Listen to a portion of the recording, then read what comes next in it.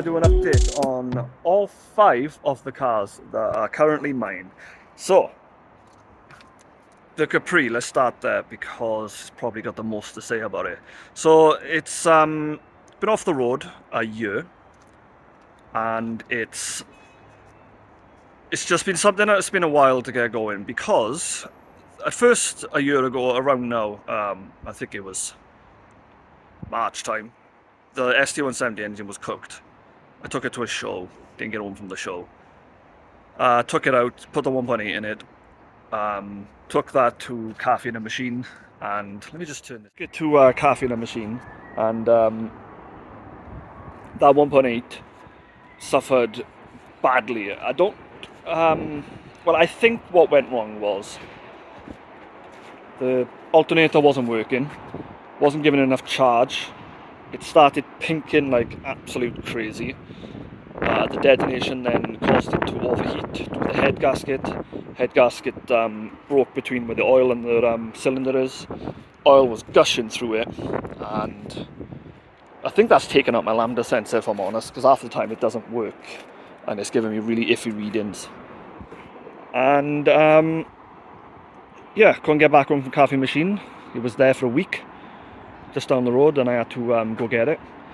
And since then, it's never been right. So obviously didn't do the MOT because it would never have got through the way it was running. That brings us up to now. It's got the engine, the ST170 is rebuilt back in. It's got a new head, ARP bottom end, running nice. It needs a new lambda sensor, well, wideband, and the engine will be sorted. But the rust then, I brought it here to Titch's garage. The man will fix anything. So the door here needs doing for the MOT because it's a sharp edge. That's going to come off, weld it up. It's going to go purple. There's a little bit there that he's doing. But then underneath then, there are spots that I've gotten through on the spring hanger. So you got the spring there, it's by here. There's a big flat section. It's gone on that section. And a couple of bits on the actual chassis. So I'm not attempting that. I've always said I'm not going to do something structural. So Titch will weld it up for me. He's amazing. I'll just take you in here quick. Walk into the copyright claim. So this is his little workshop. There he is doing his work.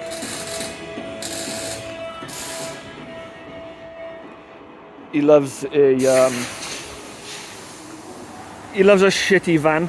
Anyway, so welding will be done now in the next week. But what's the hold up is that I've been waiting for Titch, because he's a mate. I don't want to stress him. It is his job. He does a lot of welding, and he's going to be doing it on the cheap as well, you know, as a favour. So he's not exactly prioritized it. So it's just been waiting for him to have that time to be able to do it. So you can see the wing here, it's purple. That is the colour it's going to go. It's Karma purple, citron colour. It is what I settled on. I tried another purple, which incidentally is still on the front end. It's a bit dirty, but well, as you can see, it's very dark. It doesn't really catch the light properly. It's a bit too dark for my liking. The engine bay will stay that colour, but the rest of the car is going Karma. Bonnet, chasing rust for the last 10 years. Can't be arsed with it anymore. I got a friend, he's going to sell me a fiberglass bonnet. I can finalise this idea. I like where it is.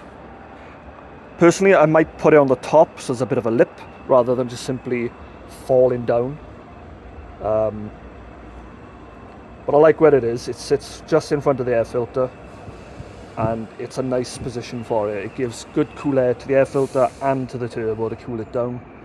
And it's just how it looks for me now. I'm not going to do another one. It's just going to be the one, because in my mind, if you see a Capri with 2 Naka ducts on the bonnet, it's a twin turbo, but it's not. It's a 4-cylinder, not a V6. And I'm going to slowly then start, once it's MOT'd and on the road, it's probably going to be a summer project because I'm going to be painting, and you can't paint in the winter, so kind of leaves the winter project side out of it. So every panel that can come off will come off and be painted individually. This door, which I was really happy with because it's smooth, it's delocked, and I painted it really well. And it's kind of all for naught now, isn't it? Because it's going to be purple. The wings will have to be done at some point, but obviously they don't come off. The roof, boot can come off. Gonna get a new valance because it is a bit crusty, and they're only like 30 quid, so that's a bargain. Boot obviously come off. Weld these holes up because they were on for the temporary thing, and they've been on a lot longer than I planned, and obviously up there as well. It's not a rusty shell at all. The chassis is gone, yeah, sure, but the body itself, it has kind of kept on top of itself. And don't forget, it's always been outside. It's never been garaged, at least as long as I've had it. And parts like this, yeah, they do look a bit dire, but it's white, so it kind of shows it worse than it is. And I've never treated this. It's just how it's naturally gone. My father, being the bodger he is, he's put silicone over the sunroof because the handle's snapped, so I can't open it. And it was leaking in his new seal. I'm worried about this. This is something that's making me apprehensive about painting the car because it's sagged and it's catching. I don't know how to adjust them. So I'll have to find someone willing to adjust it before I paint the actual body. Other than that, it is alright. It needs a new headlining because it's just a bit crap.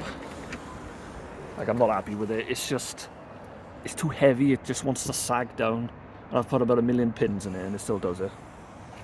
And other than that, in here, it just needs a proper looking over the wiring, because again, it was all kind of mocked up, and then all of a sudden I wanted to get on the road and I never went back to revisit what was wrong with it.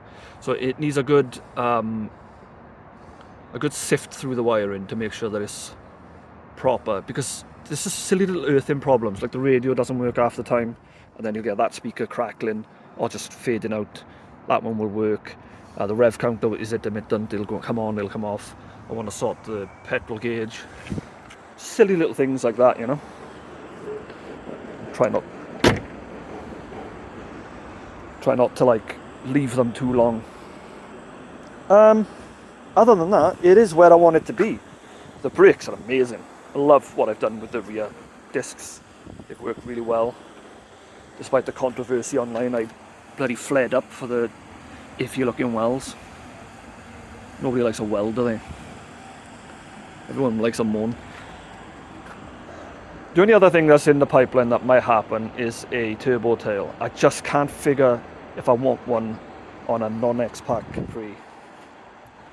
They're kind of big, kind of bold, and they stick out like mad. So without a turbo tail, you can argue it doesn't quite look right. But I fear that they're going to stop making them again. Capri Club International make them currently. But I just always worry that they're going to stop making them. And if they do, I kind of miss my opportunity. Every now and then they get a new one of these in stock. Mine's always been split, and it's always quite loose as well. See, it's split by there. Then a nightmare to come across there. Right, anyway, that's the Capri caught up. On to the next car. Okay, for the next 2 cars, I need to take a drive because they're not kept at home. So, let's go, shall we? Okay, so 8 miles later, here we are. So, at the time, October, there was a lot of shaking up going on within my my little fleet, and it was a bit of a look. Mock me all you want, I don't really care. Cars mean absolutely tons to me, and I do all the work myself, so not only is there an emotional attachment and sort of consequence to something going wrong, there's also a physical and like, it's stressful. You've got to do the work yourself. It's a bit of a problem when things go wrong. Also financially, you know, as everyone would experience, whether they work on their car or not. And at the time, a lot went wrong, and I entered. Yeah, mock me. I don't care. It was a bit of a dark time. Um, I didn't get depressed over it. I didn't get, distraught or anything.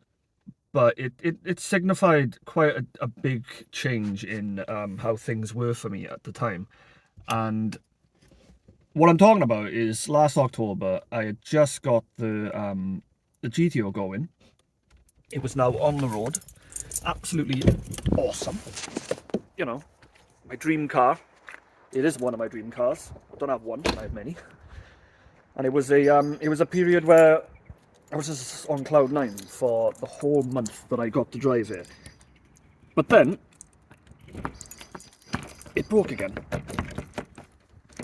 And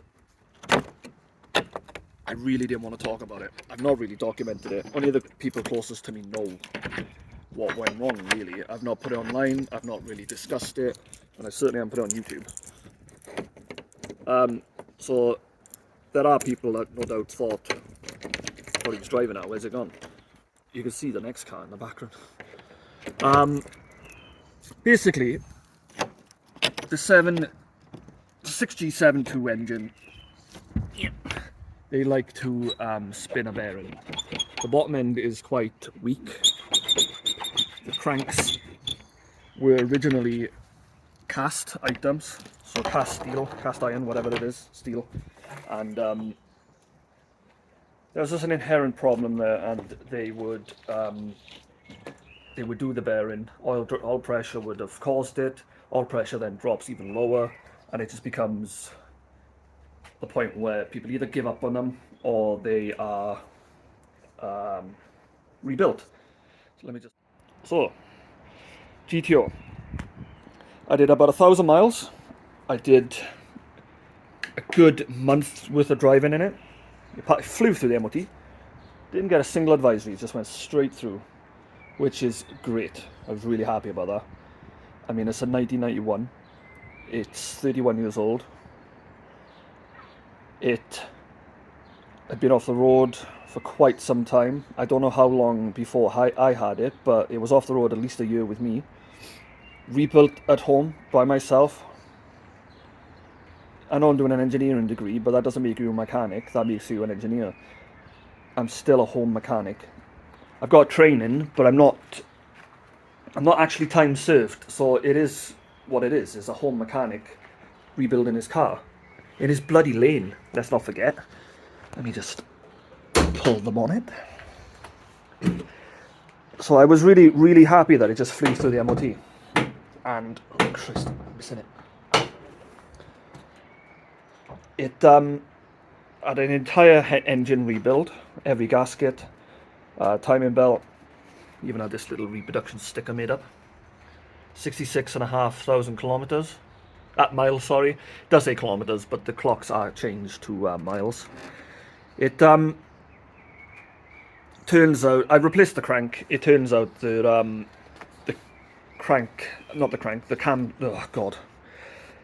the conrod was the issue in this period. It was obviously out of shape, squared a bit or whatever that goes wrong with them. So the bearing didn't last long. And it went within the 1,000 miles. So it looks good and proper now. This is about as standard as they get, to be honest. I mean, I've painted the block and the engine and stuff and the engine mounts. But apart from that, this is very standard under here. So yeah, the big end went again. It's gonna have obviously taken the crank out now. Maybe you can get away with the bearing, I don't know. I didn't even inspect. I took it straight off the road, parked it straight in here. The Cougar was in here before it. Took that out and put this in here. I could start this right now and hell, even drive it. It's just rattling its absolute noggin off. I haven't got the heart. It really, really upset me when this broke. All that effort, and it just went again. With quite a bit of money as well, obviously. I mean, it's fine. It's still here. It's got 4 new tyres on it. It's got a clean bill of health. I fucking love driving it. It's just such a bloody garden, by the way. It is such a nice drive. I'll show you why I got a garden growing. Because the council's neglected this bloody lot. Look at it. Awesome twin garage. I've applied for this garage so many times now. And I just kept getting nowhere with it. But it's got a small wildlife sanctuary going on. But it grows up into the bloody wall. And then in. So I just got these ivy just growing in here. I mean, nice to look at, but it fucks your wall up. Anyway, yeah, I was probably riding the Japanese wave with this. Loved it. Pop-up headlights. Awesome V6 sound. I built the exhaust on it, so it's a nice sound on it. It's kind of what I wanted. It's only really got the back box on it. Just absolutely incredible car. I love it. It is me through and through. Coupe. And honestly, it's really standard. I haven't done anything to it. The bodywork's shit, I'm not gonna lie. Whoever had it before me just did not have a clue about bodywork. Not saying I do, but I know what I'm doing wrong. And I know not to do it if I'm doing it wrong. The wheels have got like half bronze to them. I don't know. So, I packed it up and I pretty much just come away from it. And I've not come back to it since. I haven't decided what's the best way to go about fixing it.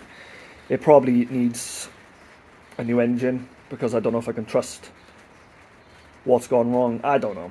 Either way, it's not something that's on the agenda at the minute. So yeah, that's kind of the be all and end all of the GTO. It's still MOT'd. It's we're wondering what that says. It says Rally Art. It's just something I haven't got the heart to come back to at the minute. And to be honest, what happened next just sent me spiraling. So this was being driven for a month straight, and in that time, the Focus, my daily driver, my ST, that broke too. It ate its auxiliary belt, and that took the timing belt out, bent 10 valves. So 2 cars are now broke. I'm in the shittest possible way with cars. I'm currently scrambling now to get a car going, and instead of doing what you would probably advise, buy a scrapper, drive it, I thought, okay, I'll get my Cougar going. At this time, the Fiesta's by here. So this has been in that garage for 4 years at this point, and it needed recommissioning quickly. So what I did, brought it out, took it home, had it delivered home, and I just basically got to work on recommissioning it. It needed new brakes all around. I'd already nicked the calipers off the front. They were on the Focus at this point. They still are, the 4-pod Brembos. So it's had ST170 calipers, or Mark 3s, or whichever one they are. I think they're Mark 3 Capri, Focus, Mondeo calipers.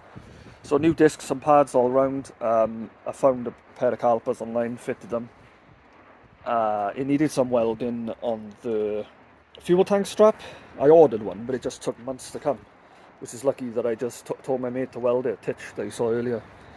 He welded the tank strap together. It didn't like the emissions test, I remember that. Because the cat I had, it's a sports cat as it is, and I had it in the garage at home.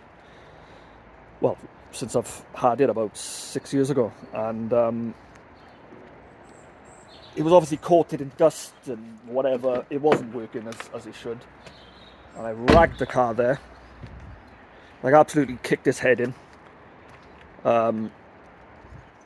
The old trick I used to do was a full bottle of Red X, so like a half litre or whatever they are, 250ml, to a tenner of petrol, and then get the car boiling hot, and I mean like screwing it every gear there, even if you're only doing 30, just leave it in first or whatever. And it just scraped through, and I mean by an absolute matchstick. So it'd probably be okay now that I've driven it a bit. But then when I was driving it then, it developed a fuel leak on one of my pipes going to the fuel pressure regulator. Because don't forget, it's a 3 litre in here. And the 3 litres have a smart regulator controlled by the ECU, where the Cougar, the earlier 2.5s, didn't. Probably the Mark 3 2.5 did, but the Cougar and the Mark 2 Mondeo didn't have a smart regulator. They just used a normal vacuum assisted one and a return system. So I needed to convert the 3 litre to run a return system rather than returnless. So to do that you need a pressure regulator. And the fuel line was just oozing. Obviously the pipe was a bit old, but it has to be driven as it, so it's obviously deteriorated. So it needed the pipe sorting, and it worked, but it's just terrible on fuel. I know I got an ST, but the ST is actually quite good. It gets about 30 odd. This gets about 22, 24. And at this point I was quite skint, hence why I didn't buy a bloody another car just to get around in. I was trying to scramble to get my ones fixed. It cost me about £300 to get it through the MOT, including the MOT. But you know, are you buying a £300 car and it's actually going to be any good? But yeah, about December time then, I was a bit fed up with the fuel. It was a bit shit. So that's when I got the Fiesta on the road. So the Fiesta was taken from here to my house, and that's kind of where the story for the Cougar ended. I mean, it was outside my house. It barely got driven. Batteries go flat because I hadn't driven it in a month and a half. Tyres go a bit flat on one of the wheels. I think it's that one back there. It's already starting to go down again, I think. So it just wasn't getting used. So I did actually put it up for sale, which was a hard decision. I've owned that car now 10 years at the end of this year. I think I got it in August time. So almost 10 years I've owned this Cougar. It should have been written off about 3 times in that amount of time due to rust. I got swiped at the front, so the bumper and headlight and everything got smashed in. And then the fire when it had welding done, which took out all the interior loom. I had to replace all of it. It's been a labour of love, and it's been something that has really survived beyond its means. So it's not an easy decision to want to get rid of it, but I don't use it, and I can't see a use for it. It fills a gap that isn't there. If I want a GT cruiser, I got the GTO. You know, if I want a throaty sort of nice sounding V6, it's over there. And if I want a daily that's fast, I got the ST. So, and if I want a handling car, I got the Capri or the Fiesta. You know, it's trying to fight for a spot that's done better by other cars. It's just too well rounded for its own good. Like it's a good daily. It's comfortable. It's got a good soundtrack. It's fast, but it doesn't do any of those better than my other cars.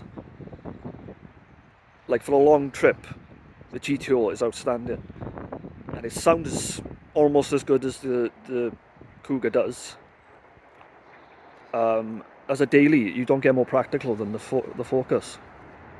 On track, it's like a boat. The Capri and the Fiesta would run rings around it.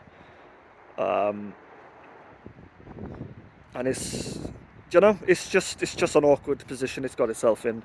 So I did put it up for about £3,000, and a couple of nibbles. Nothing as seriously taken an interest in it. So it's probably not going to sell until these go up in value, and I'm happy to leave it there.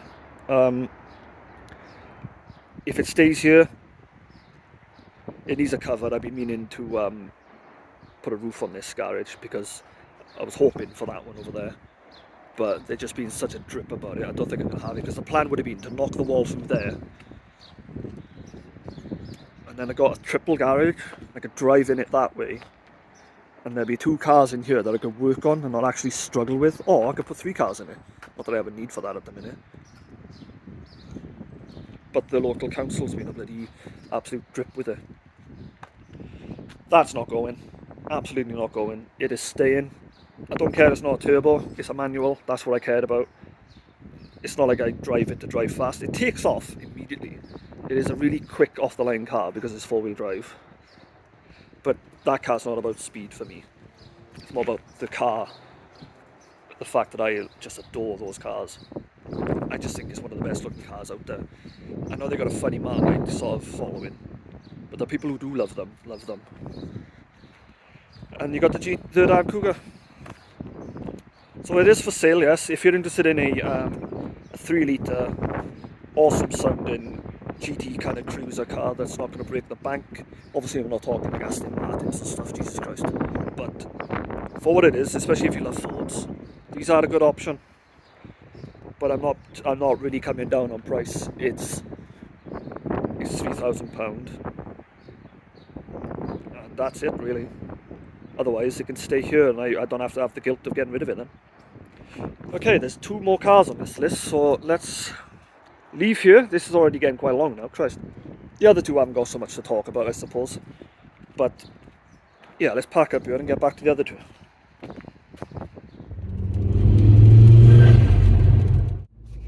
Okay, up next, you find me in the Focus. So this one is the Daily.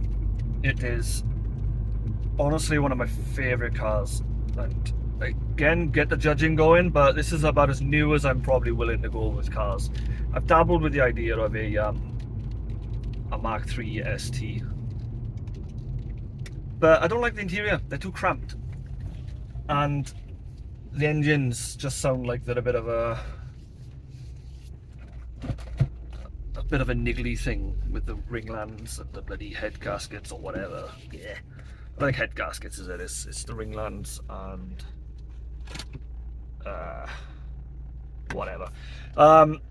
So yeah, Focus ST. I've owned this now 4 years. It is just such an amazing daily. It is practical as absolute all hell.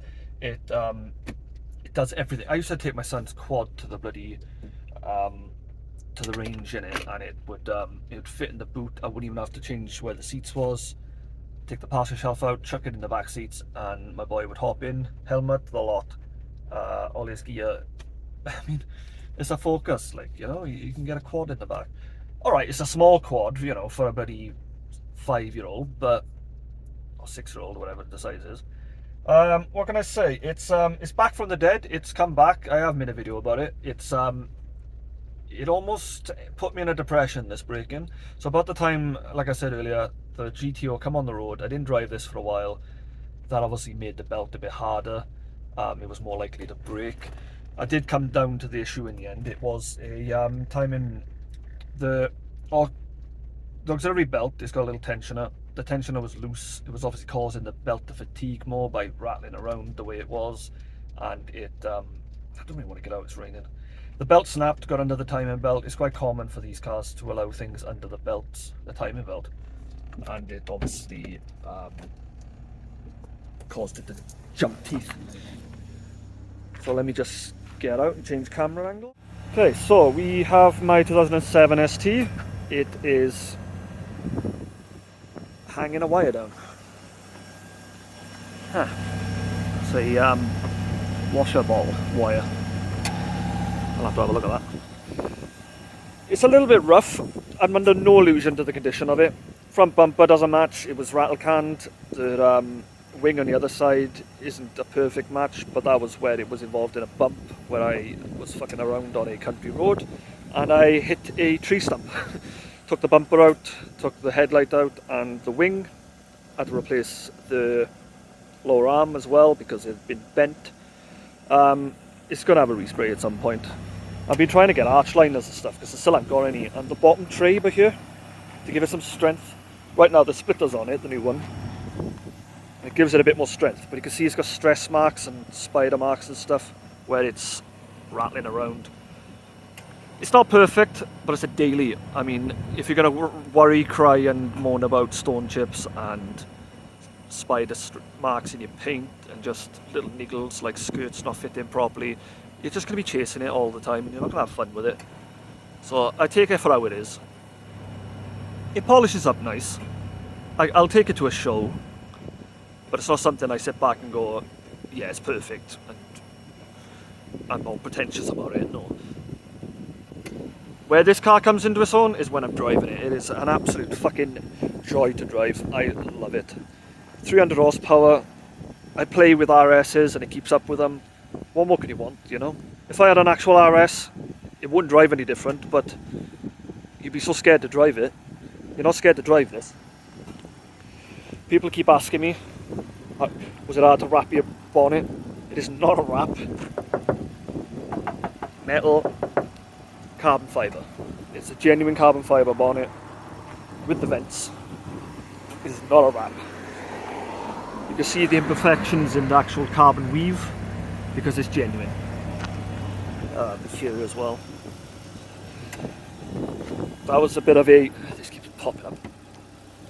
It was a bit of a buy, but I just love it.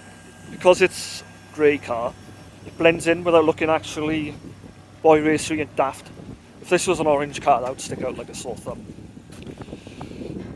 So I come back from the dead. I replaced all the head gasket. The head was replaced. It was a case of replace the head rather than actually do the valves, because it guarantees that you're okay in case, you know, anything underlying that you don't know. I went up to Wrexham to get it from BD Performance, renowned in the ST world, and did it all myself at home outside in the street where the car was kind of stranded. It was a bit of a hard labour. I've never done something that intense to a modern car before, and it was a bit of a lesson as well. Like, certain sealant has to be used on the cam carrier, which is also the cam cover. They hold the cams in as well, which is a bit of a difference to what I'm used to with Z-Tex and stuff. And it's back. It started up. It shot a load of smoke out the back. Realised I hadn't drained any water that was lingering inside the intercooler. So luckily it didn't hydrolock or anything. Not gonna lie, it made me shit myself at first. And it's been amazing since. It flew through the MOT. It is I thought that had something in it then. It flew through the MOT, and it's just been amazing since. I would say it's still my daily, but I don't think I have a daily anymore.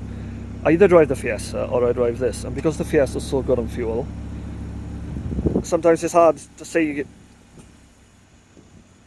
your reason to take this. Obviously it drives a million times differently. It is a lot faster and a lot more refined. But then I got the Fiesta for a reason, and I do enjoy it. Plans for this? There aren't any. The bumper needs to come off for a respray at some point because it's just looking a bit crap. It lets it down. And that is about it, really. There's an annoying rattle at the back. One of the pads might have lost its retaining sort of plate and it's rattling. Or something's rattling, and it does my nutting. Apart from that, no, it's just as it always is. It is my usable, dependable daily. Oh, actually, what I got stationary.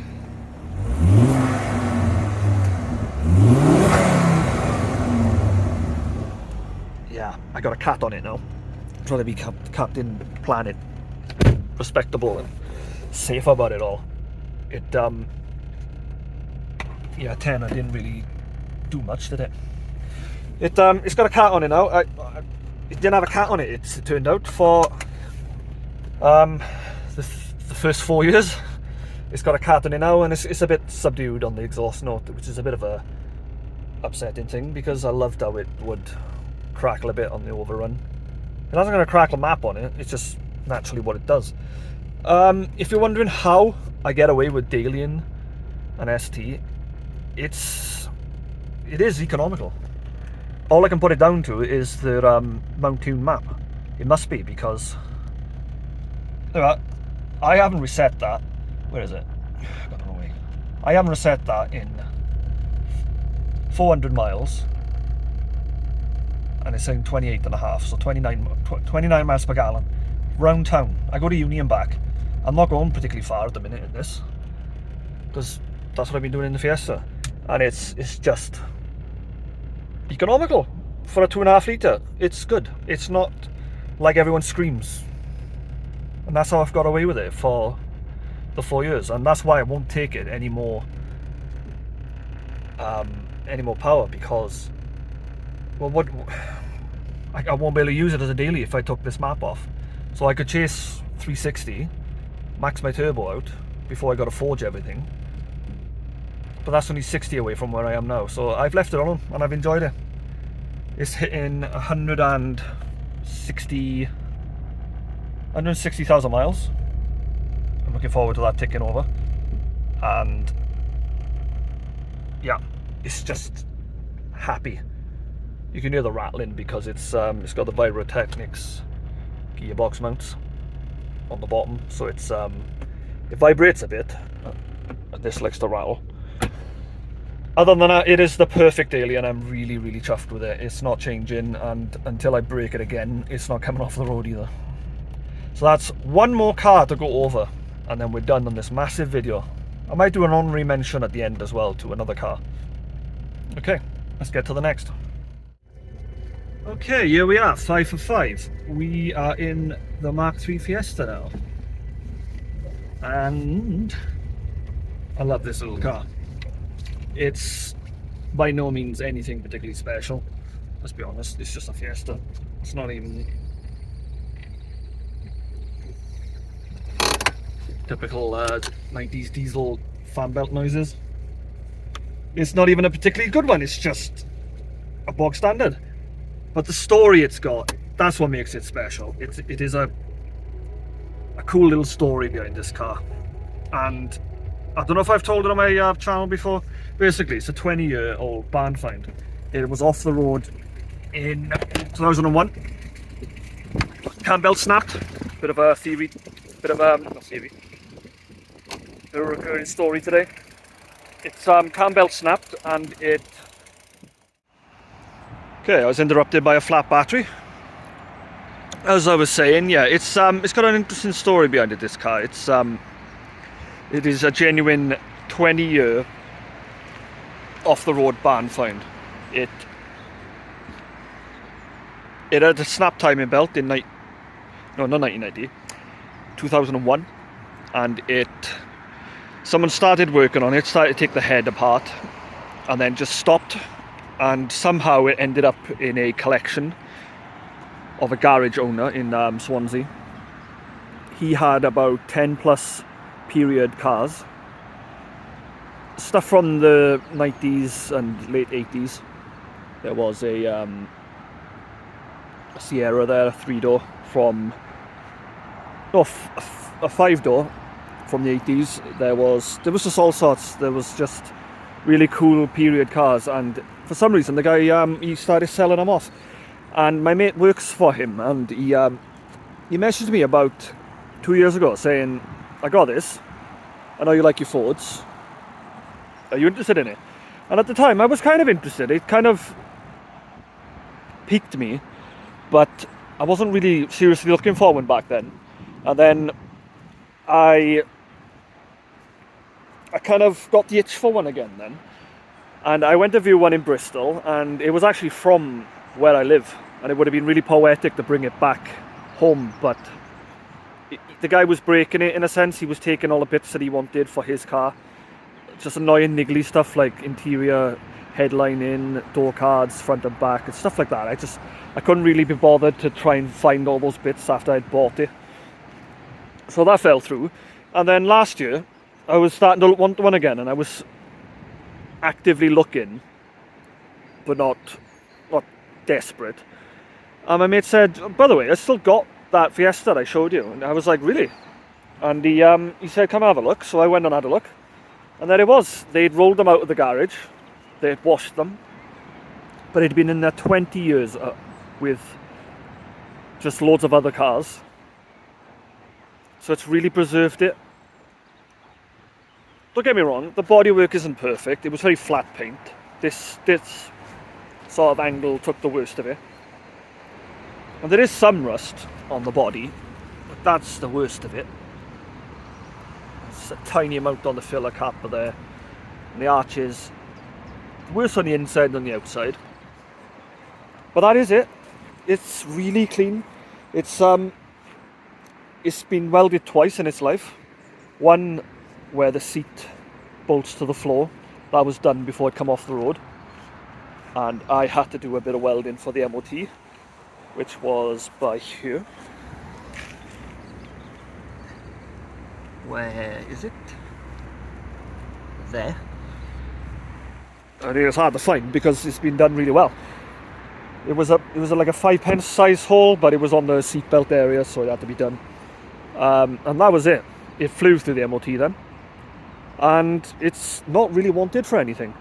Obviously, I replaced the engine because the timing belt had snapped, but since then, I've done the 4 bearings because they were getting noisy, but that's expected. Bearings dry out when they're not moving. And I've just been using it.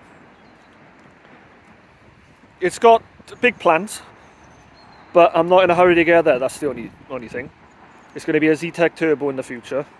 I want 200 horse out of it. It's going to be sitting nice and low on Sparks adjustables. I think the wheels are staying. They've really hit home. They're just perfect. I've really got a love for tri-spokes now. I'm not sure if they'd allow it, but I did have plans to have some high-spec 4-pots on the front, but it is pretty tight, and if we come from above, they're pretty much on the arch, so there's too much dish to these wheels, and I really don't think I'm going to get I don't know. Maybe one day if my Capri's ones ever come off, I can try them up for size and see if they'll clear the wheels. Stainless exhaust. It's probably going to have a screamer because I just love the sound of it. And yeah, I only want 200 horsepower and I'm staying modest with it. 200 horsepower in a Mark III is just, it's just that perfect balance. But like I said, I've kept saying it, I say to everyone asks, it's just, I'm not in a hurry to get there. It's just really, really enjoyable as it is, you know?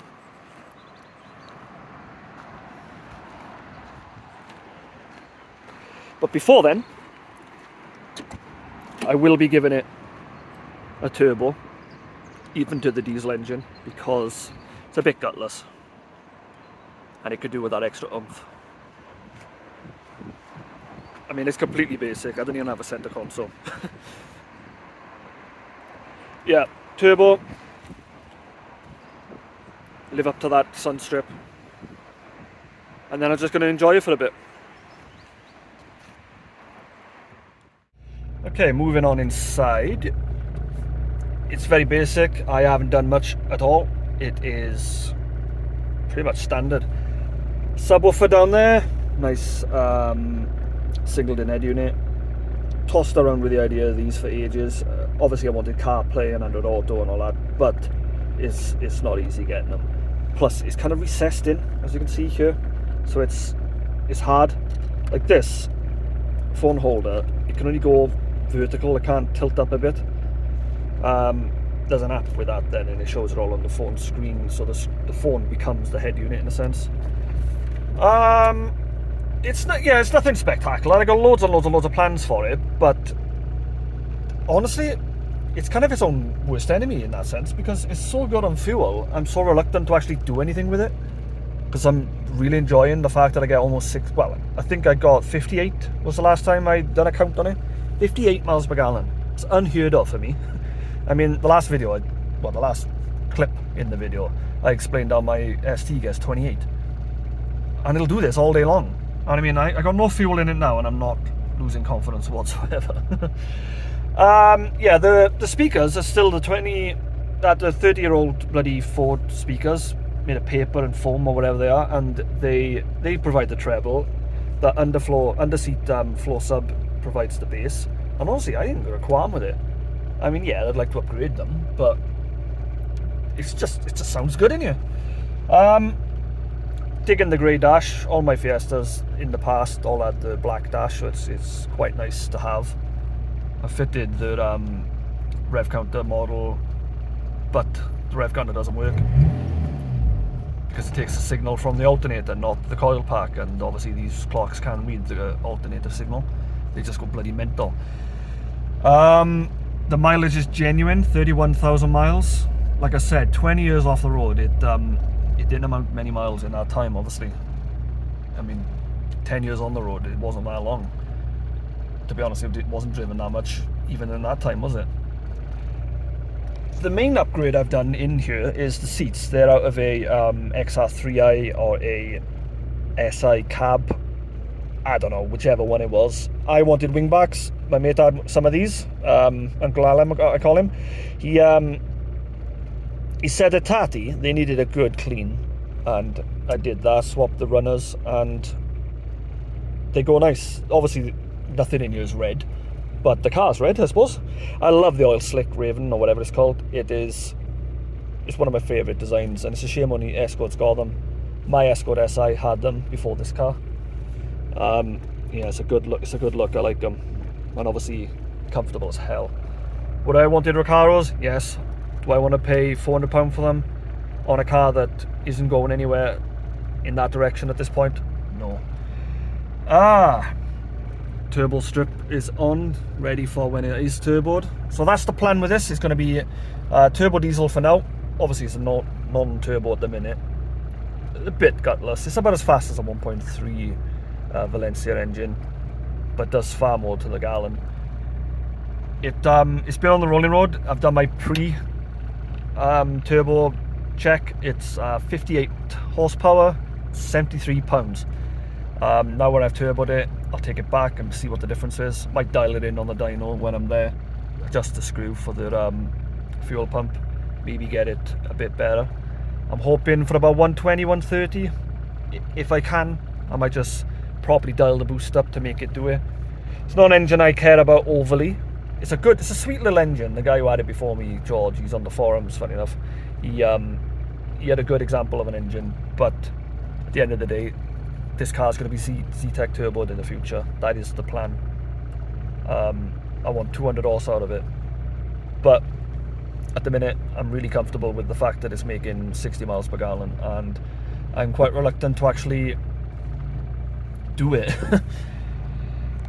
So that's the plan. So this, yeah, nothing in here at the minute. It's where I want it to be. I just want a less sloppy gear knob. These, look at it. It's like a donkey dick. It's all over the shop. I won't mind a Puma or a Mark 5 Fiesta one, and that is about it for now. I just wanted to get it all working. At the minute, it's not working on speed 1, only on speed 2 and 3, which is annoying. Yeah, it's kind of where I want it to be, and I just need it to be turboed and a little better handling.